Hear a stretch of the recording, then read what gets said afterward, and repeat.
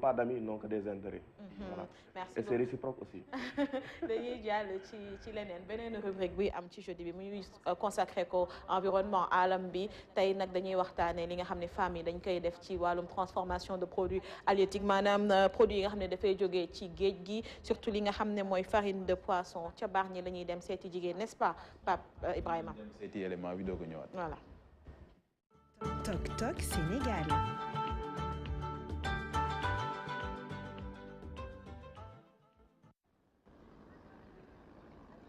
mu nekk mbir moo xam ne mën naa jaaxal ku fi doog a ñëw te sa doom di liggéey ci li nga xam ne mooy saxaar su metti si ay jigéen yu bari dañ koy dund fii ci Bargny ñu jàpp ne sax ci ñoom ay jàmbaar lañu. jigéen yi dëkk ci Bargny ñu bari am nañ expérience lu jëm ci wàllum transformer li nga xam ne mooy meññeef yu tukkee ci géej gi rawatina wàllum jën ñu siy def sax farine de poisson. dem jëndi géej ñëw lakk ka ba mu ñor wëlbati ka weer ka ba mu wow koŋ ñu soor kaa jaay burkina yi ak guinéen yi ñoo koy jënd mu ngi koy jëndee yóbbu ko seen ab dëkk. lu jëm ci wàllum defal farine de poisson am na ay organisation yëngu ci wàllum alam bi jàpp ne day nasaxal li nga xam ne mooy géej gi waaye fii nag nappkat yi jàpp nañu ne loo gis daam lu ko waral. loolu man gis naa ne en tant que mool du ñu yaakaar géej di yaakaar géeju ëllëg newul lu gën si ñun quand même nu ñu koy def nag parce que amuñu pexe parce que tey jii suñu ñu ko teree ñun mool yi dañuy tëmbal ñoom ñi nga xam ne dañu yor ay bateau de pêche yoo xamante ne nii yuus bi la ñuy napp pour mën a napp jën donc léegi pour ñu mën a lii supporter loolu day difficile parce que bu ñu ko teree dañ koy tere pour tout le monde. kàddu yi jigéen ñi daal di koy dëggal gis ne sax état bu Sénégal daf leen war a dooleel ci lépp lu jëm ci wàllum financement. parce que ñàkk suñuy jàpp moo tax parce que boo xëyee sa njaboot wër amoo la leen jox foog ñooñu dem seen ñu jox sa njaboot yow nga jam seetloo si mën a am loolu moo tax ñu sonn si bay bëgg a dee parce que ñiy tëj seen nekk seen dëkk jóge suñu dëkk ñëw bëgg a see tedd lii am na lu si war lu ko waral moo tax ñu jóge seen dëkk ñëw fii. moonte nangu nañu ne liggéey bu ñuy liggéey daf leen indil ay jafe-jafe ci wàllum santé ak leneen waaye nag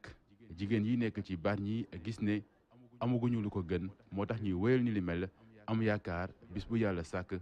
di sori li nga xam ne mooy saxaar su bon si.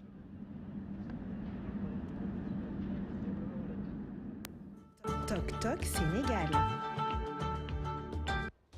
voilà donc ñu ngi ci waat ci plateau bi terre à terre tey da nga demoon Bargny seet ci jigéen ñi nga xam ne dañu nekk ci transformation bi waaye balaa ñuy ñëwaat ci ñoom seen situation bi nu mu xawee doy waar seen condition de travail débat bi am ci production de farine de poisson bi ak huile de poisson bi lu waral boobee werante.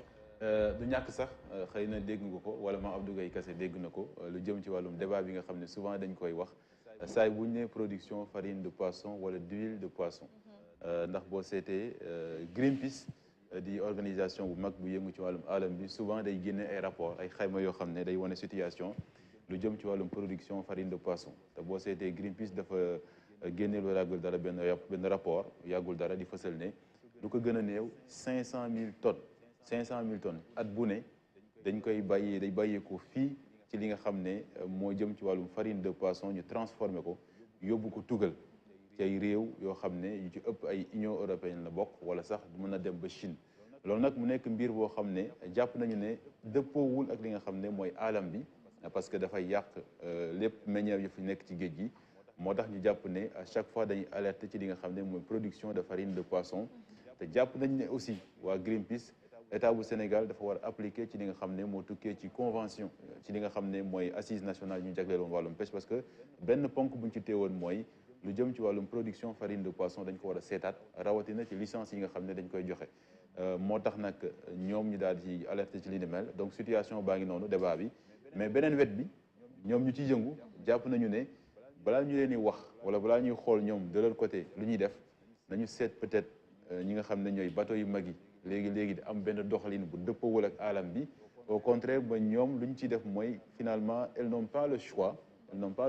parce que boo seetee fu mu nekk nii contexte économique bi métti na ñoom it jàpp nañu ne war nañu war a gën a gis seen bopp bu waax te farine de poisson bi newul lépp moo ci bon.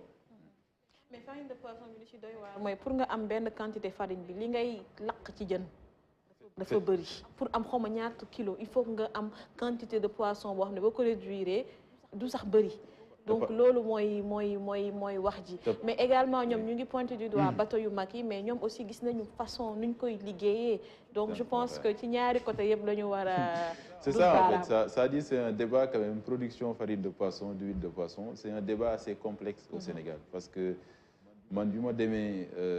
Bargny je sais que ces femmes là n'ont peut-être que newul liggéey bii moo leen gënal parce que quand même boo bootee sa doom je pense que nekk ci saxaar su tar di daal di defar li nga xam ne mooy jën daal di koy wowal ba mu wow lakk ko nga koy nooyi sa doom di ko nooyi ngay may jafe-jafe benn ci wàllum àll bi parce que déjà y a la pollution beneen bi mooy lu jëm ci wàllum santé parce que li nga xam ne mooy wér-gu-yaram ba sax ba léegi Greenpeace jàpp na ne am na ay réew yoo xam ne lu ci mel ni Mauritanie am na ay période boo xam ne jàpp defoon benn enquête mais am na ñu bari ñu yëngu ci wàllu wi dañu am problème mu asthme te je pense que ñu nekk Bargny aussi échappé wuñu ci mais situation bi dafa complexe c'est extrêmement complexe quand même dafa complexe question de survie par rapport ak li leen téye ci activité boobu nga xam ne ba tey ça fait débat waaw activité loolu lañu ci téye c'est très simple question de suivi ni nga ko waxee parce que parfois dañu jàpp ne aussi elles n'ont pas beneen alternative par rapport à cela parce que moo tax ñuy woo état bu Sénégal ñu mën leen financer ba à long terme ñu mën a changer ci li nga xam ne peut-être xoolaat gën a moderniser seen activité parce que boo seetee Osama ñoom ni ñu koy defee xaw na métti si ñoom c'est pas évident mais aussi farine de poisson sénégalais dañ koy consommer parce que dañ ci wàllum élevage dañ ko ciy def ak leneen mais aquaculture mais jàpp nañu ne par exemple lu ñu koy jéggaani moo ëpp parce que boo seetee ñoom par exemple seen production yi ñu koy jël ñu bari ce sont les personnes qui viennent par exemple de Burkina Mali wala Guinée mais am na yeneen usines yoo xam ne ñoom dañuy jéggaani dëkk yooyu yëpp dem ba Europe te loolu Greenpeace jàpp na ne 33 millions de personnes Sénégal ci Afrique war nañ ci mën a njariñu alors que dañ koy yóbbu ci li nga xam ne mooy Europe donc mu nekk affaire boo xam ne c'est un débat assez complexe moi j'étais un peu c'est vrai que quand tu suis les questions environnementales boo ñëwee sur un site pareil ça te fait un peu quand même bizarre ça te fait un peu triste parce que tu trouves vraiment benn cocktail boo xam ne y a la pollution sonore pollution visuelle pollution atmosphérique ba pare la moo leen surplanté mooy li nga xam ne mooy usine bi di Sococim parce que usine bi ak site bi ak Sococim ñoo jàkkaarloo sorantewuñu jigéen ñu fa nekk amuñu sax des toilettes par exemple alors que chaque jour fa la ñuy xëy fa la ñuy yendu ak seen ay njaboot des fois donc voilà une situation boo xam ne complexe qui mérite vraiment ñu taxaw ci def ci ay liggéey bu am solo mais pas forcément accuser pointer du doigt mais surtout trouver des solutions. Mame Abdou Gueye waaw.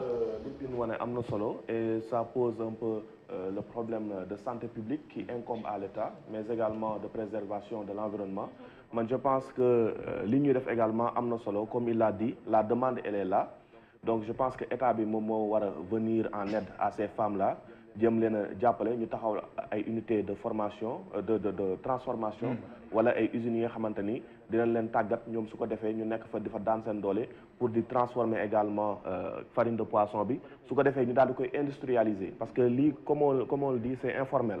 donc buñ ko industrialiser niche boobu te nga xamante ni moom mooy échappé à l'Afrique on parle de 33 millions de personnes qui utilisent la farine de poisson peut-être que le Sénégal pourrait capitaliser cette niche là ou bien une bonne partie en tout cas de cette niche donc fii également emploi sax mën nañ ko fi créer parce que tey bu ñu créer ay unités de transformation yi jigéen ñi di fa ñëw également di nga gis ay livreurs yu ñëw di leen livrer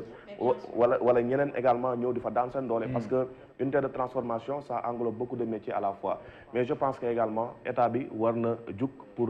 jug si li nga xamante ni moom mooy problème écologique bi transformation informelle bi di poser parce que comme on dit l'environnement ici il est agressé la nature elle est agressée également. Et la farine de poisson c'est un mal nécessaire il faut que ñu wax ko parce que am na ñoo xam ne foog ñu def aquaculture yaa ngi doon lim Mali ak li nga xam ne mooy Burkina amuñu ay wax amuñu ay géej ñoom il faut que ñuy def ay pisciculture di élever ay poissons. mais am na réew yoo xam ne par exemple bu weesoo aquaculture ak élevage bi am na réew yoo xam ne dañ koy transformer ngir protéine bi gën a renforcer alimentation jëm par exemple ñu baal ma ci kàddu yi seen muus yi wala sax xaj yi nga xam ne dañ koy yar donc loolu mu doon aussi benn affaire boo xam ne dafa doy waar moo tax ñu war ko xoolaat bu baax donc c'est un débat assez complexe comme kese lu mu ko wax war nañ mën a jàppale jigéen ñi parce que quand même man jàpp naa ne lii ñuy def nii gënalu leen ay jàmbaar il faut que ñu maintenant nañ leen jàppale pour que ñu génn ci li nga xam ne mooy type de production parce que c'est assez complexe assez compliqué parce que mënuma comprendre par exemple dans une zone boo xam ne comme Bargny mais il y a pas par exemple benn usine de production aquatique